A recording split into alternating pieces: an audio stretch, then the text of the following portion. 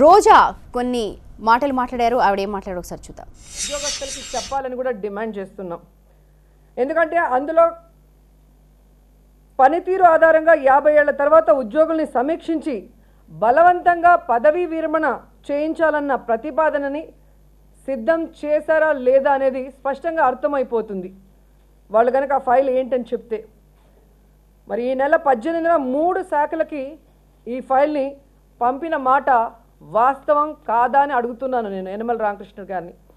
అలాగే ఈ ఫైలుకు ఆర్థిక శాఖ న్యాయశాఖ ఆమోదం పొంది మరి వారి దగ్గరికి తిరిగి ఈ 26వ తేదీన సిఎస్ వద్దకు వచ్చిన మాట వాస్తవమా కాదా అని కూడా ప్రశ్నిస్తున్నాను.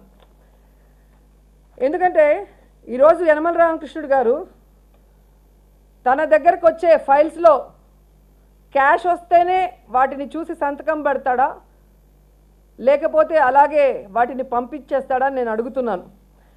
ఎందుకంటే ఈ ఫైల్ సిద్ధమైంది కనుకనే ఉద్యోగ సంఘాలు సీఎం ఆఫీస్కి వచ్చి మరి దీన్ని విడుదల చేయొద్దని కోరిన మాట వాస్తవమా కాదా అందరం చూసాం వాళ్ళు బయటకు వచ్చి మాట్లాడిన విషయాలు.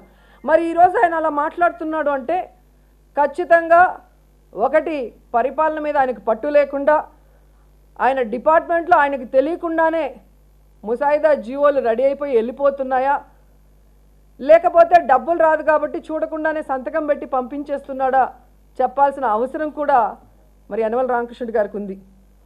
ఈరోజు చంద్రబాబు నాయుడు గారు ఎప్పుడు అధికారంలోకి వచ్చినా కూడా ఉద్యోగుల మీద కక్ష సాధిస్తున్నాడు అనేది స్పష్టంగా అర్థమవుతుంది. ఎందుకంటే ప్రభుత్వ రంగంలో మన ఏపీలో కాంట్రాక్ట్ ఉద్యోగుల వ్యవస్థను తీసుకొచ్చిందే చంద్రబాబు నాయుడు గారు.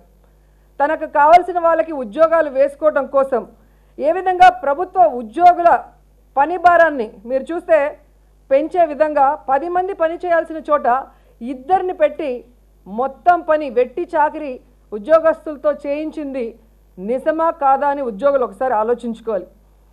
మొన్న యనమల రామకృష్ణుడు గారు అంటున్నారు నా ప్రెస్ మీట్ తర్వాత మేము పిట్మెంటు ప్రకటించేశాము అని, అది ఆవిడకి తెలియదు అని. మీరు ఈరోజు 3 ఏళ్ళు అయింది, ఏ ఒక్క ఉద్యోగికైనా పిఆర్సి వారి అకౌంట్లో పడిందని నేను అడుగుతున్నాను. ప్రకటించడం గొప్ప కాదు, వారికి ఇచ్చారా లేదా అనేది మాకు కావాల్సిన విషయం. అలాగే ఉద్యోగులకు ఇవ్వాల్సిన 2 డిఏలను కూడా ఇంకా కూడా ఇవ్వకుండా వాళ్ళని ఏడిపిస్తున్న మహానుభావులు మీరు కాదా అని నేను అడుగుతున్నాను. నెక్స్ట్ మంత్ 3వ తేదీ జరిగే క్యాబినెట్లో అయినా మరి ఈ పిఆర్సి బకాయిల్ని డిఏల్ని తక్షణమే చెల్లించాలని కూడా మేము డిమాండ్ చేస్తున్నాం. ఈరోజు చంద్రబాబు నాయుడు గారు అఫీషియల్స్ని మేము చాలా బాగా చూసుకుంటున్నాం, వాళ్ళని బాగా గౌరవిస్తున్నాం, మాది ఉద్యోగ సంక్షేమ ప్రభుత్వం అంటున్నారు. నేను ఒకటే అడుగుతున్నాను చంద్రబాబు నాయుడిని, ఈరోజు ప్రజలకి అందుబాటులో లేకుండా ప్రభుత్వ ఉద్యోగులందరినీ పొద్దున లేచినప్పటి నుంచి మీటింగ్లని టెలికాన్ఫరెన్స్లని ఏ విధంగా టార్చర్ పెడుతున్నారో మీ ఇంటెలిజెన్స్ దగ్గర రిపోర్ట్ తెప్పించుకుంటే మీకు క్లియర్ కట్గా అర్థమవుతుంది వాళ్ళు మిమ్మల్ని ఎన్ని బండబూతులు తిట్టుకుంటున్నారో. ఈరోజు విఆర్ఓల నుంచి ఐఏఎస్ ఆఫీసర్ల వరకు మీ టెలికాన్ఫరెన్స్లు మీ మీటింగ్లు భరించలేక ఎలా నెత్తి బాదుకుంటున్నారో మీకు కూడా అర్థమయ్యే పరిస్థితి ఉంటుంది.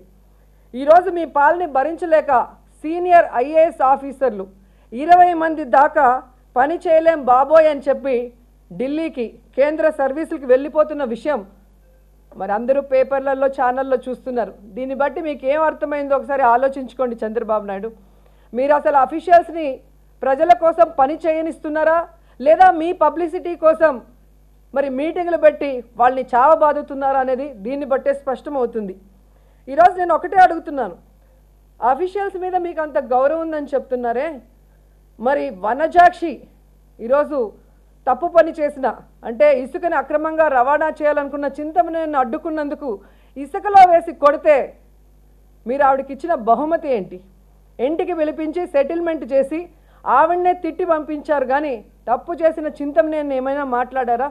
ఈరోజు మీరు ఏదైతే ఈ జీవో తీసుకురావాలనుకుంటున్నారో 50 సంవత్సరాలకే మరి పదవీ విరమణ 30 సంవత్సరాల తర్వాత సర్వీసు పర్ఫార్మెన్స్ని బట్టి వాళ్ళని బలవంతంగా పదవీ విరమణ చేయించాలనుకునే బిల్లు కనుక వచ్చుంటే నాకు తెలిసి వనజాక్షిని మీరు బలవంతంగా పదవి విరమణ చేయించుంటారన్నది నిజం కాదని నేను అడుగుతున్నాను.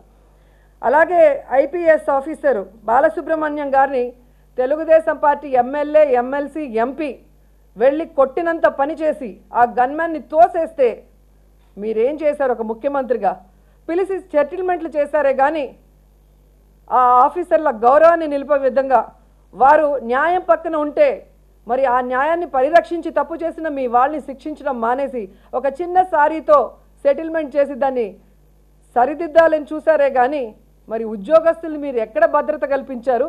ఎక్కడ వాళ్ళకి భరోసా ఇచ్చారని నేను అడుగుతున్నాను.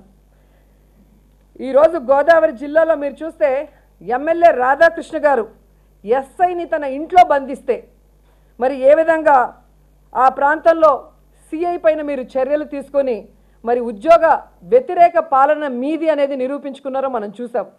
ఆ జిల్లాలో ఉన్న వాళ్ళందరూ అల్టిమేటం ఇస్తే వాళ్ళకు భయపడిపోయి సిన్సియర్ ఆఫీసర్లైన సిఐ గారిని ఇబ్బంది పెట్టినా కూడా ఎస్ఐని మీరు శిక్షించడం అనేది నిజం కాదని అడుగుతున్నాను. అలాగే మంత్రి పితాన సత్యనారాయణ గారి ప్రాంతంలో ఇసుక లారీలు పట్టుకున్నాడని ఎస్ఐని సిఐని విఆర్కి పంపించిన పాలన మీది కాదా చంద్రబాబు నాయుడు అని నేను ప్రశ్నిస్తున్నాను. అలాగే ఇసుక రవాణా అడ్డుకుంటున్నారని ఎమ్మెల్యేలకి అడుగులకి మడుగులు ఒత్తడం లేదని మరి ఏకంగా పశ్చిమ గోదావరి జిల్లా ఎస్పీని టీడీపీ నేతలు తీర్మానం చేశారని చెప్పి బదిలీ చేసిన గనుడివి నువ్వు కాదా చంద్రబాబు నాయుడు అని నేను అడుగుతున్నాను. ఇలా ఉద్యోగుల్ని రాచి రంపాన పెట్టి ఈరోజు ఉద్యోగులంతా తిరగబడి రోజు వచ్చేసరికి మాది ఉద్యోగ సంక్షేమ ప్రభుత్వం, మాకు ఉద్యోగులంటే గౌరవం అని చెప్తుంటే ఉద్యోగులంతా కూడా నవ్వుతున్నారు. సో ఈరోజు మీరు ఏవైతే ఈ ముసాయిదా బిల్లుల్ని